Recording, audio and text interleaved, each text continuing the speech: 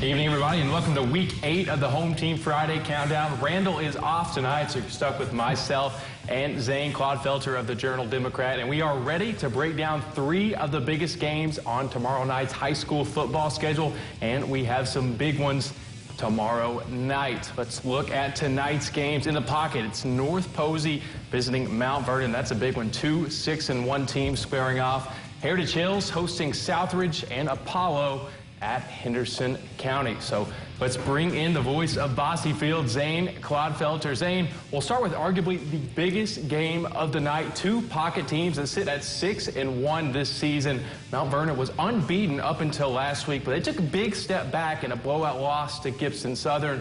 Zane, can they bounce back this week? Well, Blake, last week isn't what Mount Vernon wants to be remembered for in 2021, losing by 48 points to Gibson Southern, the biggest loss for the Wildcats in 4 years. Mount Vernon plays a county rival, and if history is any indication, there will be a lot of points scored. The Wildcats are looking to make it 3 in a row against the Vikings after averaging 60 points per game in the last 2 meetings. Forcing a North Posey turnover or 2 defensively would help get back to winning. Blake?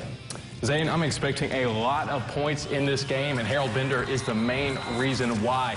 The Vikings quarterback has scored 16 total touchdowns this year and has thrown for over 1,300 yards. Now, he's going to get his in this matchup, but this North Posey defense is going to have to step up. We've seen Boonville and Gibson Southern frustrate Mount Vernon quarterback Nico Burnett this year. We'll see if Posey can do the same.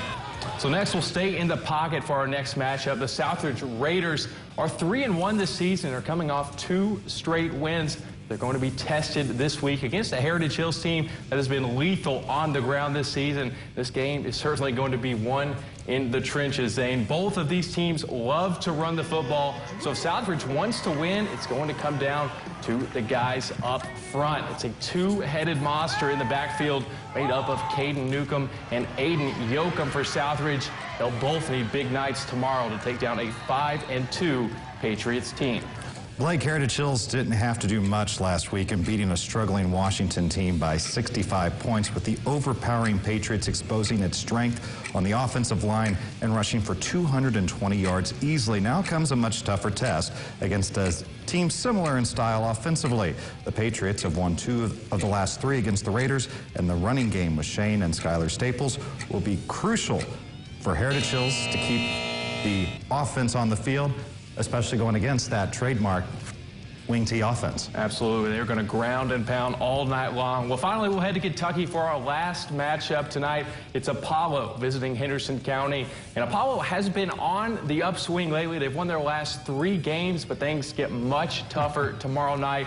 Henderson is 5-1 this year and look like a legit threat in 6A. And a big reason why is this Colonel defense. That's been the difference maker so far, Zane. Yeah, how about the Henderson County defense giving up just 6 points combined over the last 3 games. The defense is a big reason why the Colonels, as you mentioned, are 5-1 entering tomorrow's game. Against Marshall County a week ago, the Colonels forced 3 interceptions and recovered 2 fumbles. Offensively, Seth Gobin was a dual threat, throwing for 90 yards, 11 of 20 passing, while also rushing for 95. Replicate that balanced attack tomorrow, and the Colonels will be rolling. And Henderson County's defense has been smothering, there's no doubt about that. But Apollo has an offense that can light up the scoreboard. They put up 56 last week against McCracken County, and Noah Reinerson has really helped to unlock this offense for Apollo. He's a threat to score in the air and on the ground with 11 touchdowns this year. Will he be able to replicate that production against a strong Colonel defense? That will be the question tomorrow night. So as we close out, Zane, tell us where you'll be tomorrow night and where we can find your coverage. The PAC showdown in Lincoln City, Southridge, Heritage Hills, Spencer County Journal-Democrat next week. But Twitter updates tomorrow, Zane_Clodfelter Blake. We will check it out. It's going to be a big night of high school football in the Tri-State. We are excited to bring it to you. 10:35, Home Team Friday tomorrow night. Eyewitness News at 9. We'll be right back.